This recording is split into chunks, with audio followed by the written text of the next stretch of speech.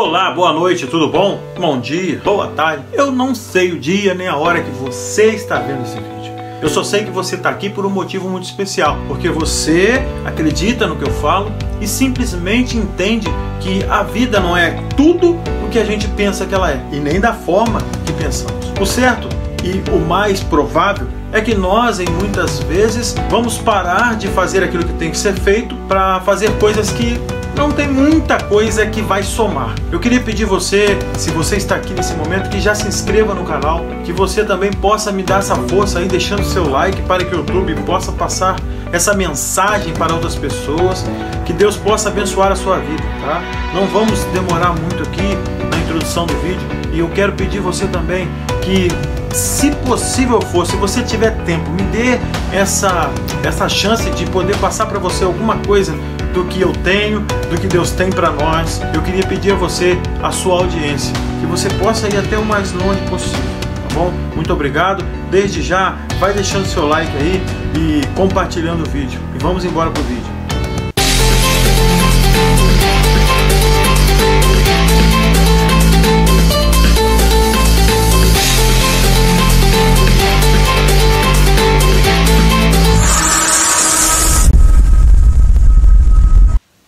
A pergunta hoje é: por que Miguel e Satanás estavam disputando o corpo de Moisés?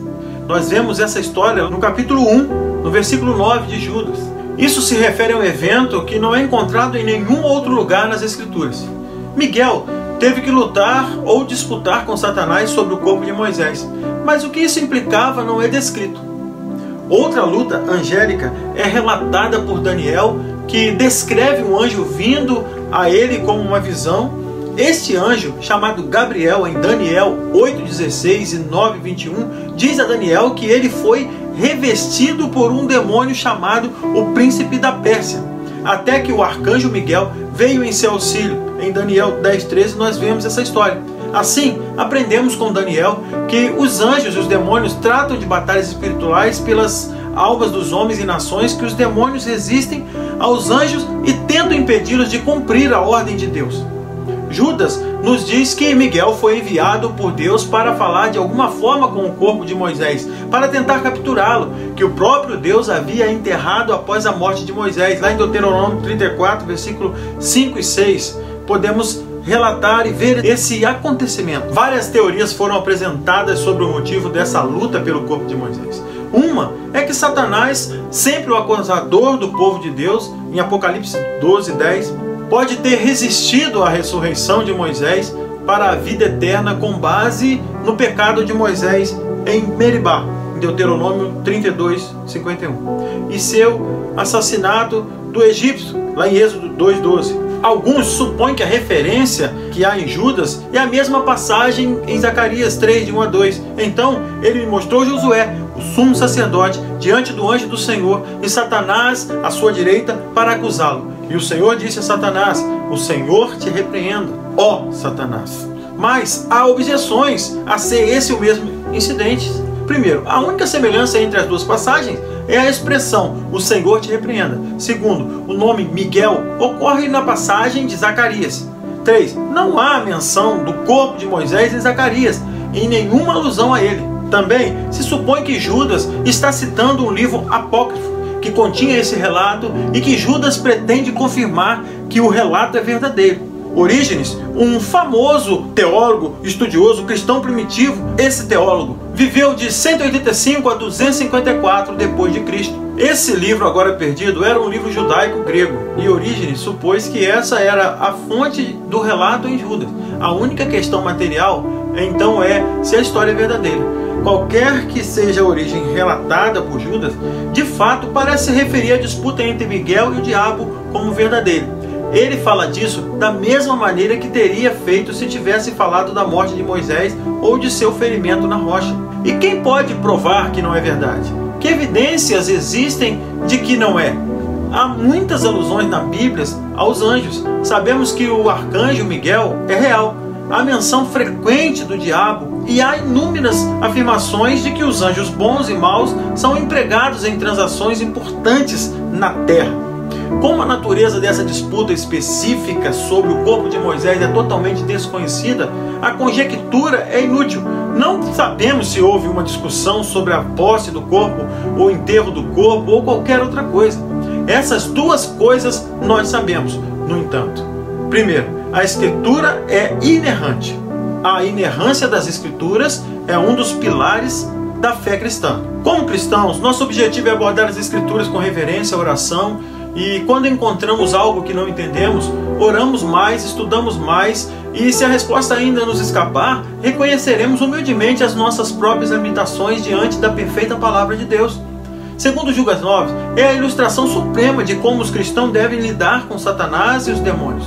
O exemplo de Miguel se recusando a pronunciar uma maldição sobre Satanás deve ser uma lição para os cristãos sobre como relacionar com suas forças demoníacas. Menciona o livro A Assunção de Moisés, como existente em seu tempo, contendo esse mesmo relato da disputa entre o anjo e Satanás. Os crentes não devem se dirigir a eles, mas sim buscar o poder de intervenção do Senhor contra eles. Se um ser tão poderoso como Miguel se submete ao Senhor ao lidar com Satanás, quem somos nós para tentar censurar, expulsar ou comandar demônios? Procurar falar sempre o que Deus nos mandou vai ser sempre um desafio para nós. E isso não pode subir em nosso ego. O exemplo é quando nós estamos ainda demonstrando aos outros os dons que Deus nos deu, sabendo que somos humildemente menor e sempre seremos do que aquilo que Deus tem para mostrar a outra pessoa. Nós somos condutores do amor de Deus. Nós buscamos levar as outras pessoas algo melhor para que ela se sinta bem diante de tudo que Deus tem para ela. E então entenda que viver ao lado de Deus é uma simples forma de buscar o que é certo, sem se preocupar se está errado ou não.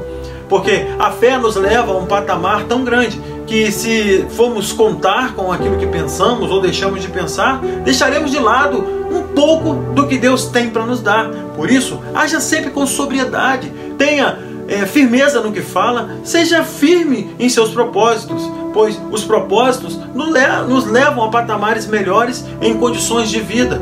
Nós somos pessoas limitadas, temos que compreender isso. Esse era um dos apóstolos de Jesus que também vivia pregando e falando, expulsando demônios. Um homem que tinha todo o conhecimento da palavra de Deus, e sabemos que, com reverência, ele conta aqui a história de Miguel, que no momento ali de repreender o demônio, ele disse assim: o Senhor te repreenda, mostrando para nós que somos pequenos demais e que muitas vezes vamos querer nos agigantar, e assim, quanto maior a pessoa, maior o tombo. Por favor, segure nas mãos de Deus, ande nos caminhos do Senhor, procure falar de Deus para as outras pessoas sempre. E se você não acredita em Deus, eu faço um desafio a você. Comece hoje a fazer o que Deus manda, e eu tenho certeza que os seus pensamentos vão mudar. E mesmo, posso te garantir, mesmo sem você acreditar em Deus, se você fizer o que Ele manda, mesmo sem acreditar, a consequência será maravilhosa em sua vida. E você não vai reconhecer, é claro, porque você é uma pessoa que não quer isso. E Deus nunca vai obrigar você a fazer isso. Mas eu posso te garantir que as pessoas ao seu redor vão começar a te elogiar, e você vai achar que isso é de você mesmo. E não é de você. Isso é de Deus. Isso vem do Santo dos Santos. Por que hoje então falei do corpo de Moisés? Por que toquei nesse assunto? Muitas coisas a gente fala por falar, mas esse assunto em específico veio à minha mente por causa de amigos que temos aqui que comentaram sobre o assunto. Nós sabemos que lá em Deuteronômio, no último capítulo, se eu não me engano, no capítulo 34, é relatado sobre a morte de Moisés e que o corpo foi enterrado no vale. Mas não há ali um lugar específico onde a Bíblia relata que o corpo foi enterrado. Há um relato que ele foi sim colocado ali naquele vale. Mas nós entendemos aqui, neste capítulo de Judas, que referencia-se ao corpo de Moisés como uma briga de anjo com demônio para que o corpo de Moisés subisse com o anjo, né? Assim entendemos. Nós vemos aqui que essa relação nos diz muito na questão de você respeitar e adorar aquele que pode vencer essa força maldosa que pode destruir a sua vida, destruir a minha vida. Eu queria chamar a responsabilidade de todos os que estão aqui neste vídeo. Que Deus possa nos abençoar sempre, nos dar um conforto, que a gente possa buscar a palavra de Deus sempre como um apoio, como base para que você não fique por aí fazendo tudo o que pensa em fazer. Nós somos inteligentes, Deus nos deu inteligência, mas uma das prioridades é a capacidade de reconhecermos que podemos errar a todo instante. Isso nos faz forte, porque se você tem esse pensamento, vai chegar um momento, em vez de tomar uma decisão errada, pelo momento em que você parou para pensar, você não vai tomar essa decisão, posso te garantir isso, porque você vai ter ali uma base para tomar essa decisão. Eu não sei o que você está pensando agora, mas eu posso olhar dentro dos seus olhos, se eu pudesse, estar aí, mas você pode estar aí onde você está, olhar nos meus olhos. Eu vou olhar agora para você e quero que você imagine que eu estivesse aí junto com você. Então eu ia te fazer uma pergunta: por que viver no mar à deriva se você tem uma bússola? Pense nisso. Aqui a bússola é a Bíblia, aqui o destino é o céu. Aqui, tudo que você faz é referência, porque Deus, Ele vai deixar você de fora dos seus preceitos, de fora do céu, de fora daquilo que você imagina aí na sua cabeça, se você não entender essas coisas. Nós que pregamos o Evangelho, não pregamos o Evangelho por pregar. Talvez alguns até extrapolam, falam coisas que não deveriam, vivem como se não conhecesse o Evangelho e falam do Evangelho como se conhecesse. Você ter a didática, você ter a hermenêutica do assunto, você dominar isso não significa que você vive isso. Muito pelo contrário, muitos, quando chegam ao Evangelho e não conseguem com sinceridade apanhar a palavra de Deus, aproveitam o máximo que podem daquilo que Deus pode dar e não devolvem nada a Deus. E eu queria frisar bem essa palavra devolver, porque a palavra devolver é porque não é seu. Quando aí você diz assim, mas nós ganhamos, Jesus comprou e nos deu. Preste atenção, quando você ganha um presente, se você não quiser o presente, você simplesmente o devolve, ou joga fora, ou dá para outra pessoa. E é exatamente assim com essas pessoas que vivem no Evangelho, que tem até um dom, uma palavra bonita, ele se expressa muito bem, mas não vive o que prega. Isso é devolver a Jesus um presente que Ele está querendo te dar. Por muitas vezes nós vemos Deus usando pessoas, animais, momentos, dias que não pertencem àquela pessoa especificamente, mas Deus usa para que as pessoas que ainda não o conhecem possam ter acesso a Ele. Seja uma pessoa coerente, porque eu acredito que todos nós que queremos o bem jamais poderemos fazer o mal. Se você quer o bem, você tem que plantar o bem, você tem que fazer com que a terra seja fértil e isso venha até você. Não podemos entender tudo o que queremos, mas temos que entender, somos obrigados a entender que isso é uma realidade. Se você não entender isso, você vai sofrer cada vez mais. Pergunte para você mesmo, e se olhe no espelho, converse com você, pergunte, olha, o que eu estou fazendo da minha vida? O que eu sou? O que eu posso ser? Tem muitas decisões que têm que ser tomadas, e eu não vou poder tomar essa decisão por você. Eu sei que vai ser difícil às vezes atravessar um pântano, mas às vezes é necessário, porque você pode ter certeza que no meio da travessia você pode atolar. Então, se isso pode acontecer, previna-se.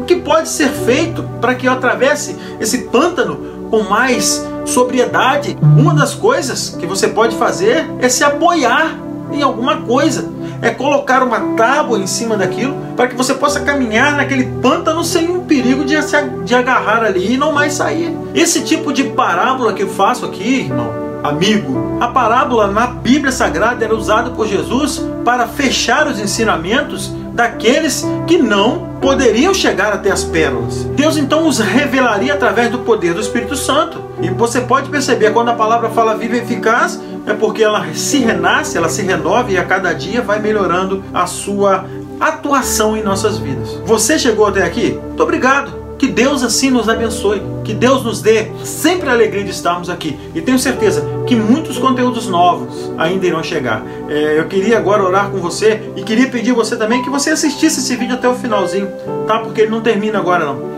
Mas vamos orar ao Senhor agora. Senhor, nosso Deus e Pai, muito obrigado por esse momento, por esse vídeo. E que o Senhor sempre trabalhe em nossas mentes, para que nossas mentes sejam uma máquina de produção daquilo que é fértil, daquilo que produz riqueza no sentido espiritual, riqueza no sentido material, riqueza no sentido físico, e que tudo, ó Deus, em nossas vidas possa ser para a Tua honra e glória, ser com as nossas vidas, aumenta a nossa fé em Ti cada dia mais e continue nos dando, ó Deus, essa alegria de estarmos aqui falando do Teu Evangelho. Muito obrigado e que todos possam ter compreendido essa pequena e ligeira mensagem, mas muito frutífera e objetiva. Em nome de Jesus nós oramos agradecidos. Amém. Na verdade vos digo, que aquele que não entra pela porta no curral das ovelhas, mas sobe por outra parte, é ladrão e salteador. Aquele, porém, que entra pela porta é o pastor das ovelhas. A este o porteiro abre e as ovelhas ouvem a sua voz. E chama pelo nome as suas ovelhas e as traz para fora. E quando tira para fora as suas ovelhas, vai adiante delas. E as ovelhas o seguem, porque conhecem a sua voz. Mas de modo nenhum seguirão o estranho. Antes fugirão dele, porque não conhecem a voz dos estranhos. Em verdade vos digo que eu sou a porta das ovelhas. Todos quantos vieram antes de mim são ladrões e salteadores, mas as ovelhas não os ouviram. Eu sou a porta. Se alguém entrar por mim, salvar-se-á. E entrará e sairá e achará pastagens. O ladrão não vem senão a roubar, a matar e a destruir. Eu vim para que tenham vida e a tenham com abundância. Eu sou o bom pastor. O bom pastor dá a sua vida pelas ovelhas. Mas o mercenário e o que não é pastor, de quem não são as ovelhas, vê vir o lobo e deixa as ovelhas e foge. E o lobo as arrebata e dispersa as ovelhas. Ora, o mercenário foge porque é mercenário e não tem cuidado das ovelhas. Eu sou o bom pastor e conheço as minhas ovelhas, e das minhas sou conhecido. Assim como o Pai me conhece a mim, também eu conheço o Pai, e dou a minha vida pelas ovelhas. Ainda tenho outras ovelhas que não são deste aprisco. Também me convém agregar estas, e elas ouvirão a minha voz. E haverá um rebanho e um pastor. Por isto o Pai me ama, porque dou a minha vida para tornar a tomá-la. Ninguém me tira de mim, mas eu de mim mesmo a dou. Tenho poder para a dar e poder para tornar a tomá-la.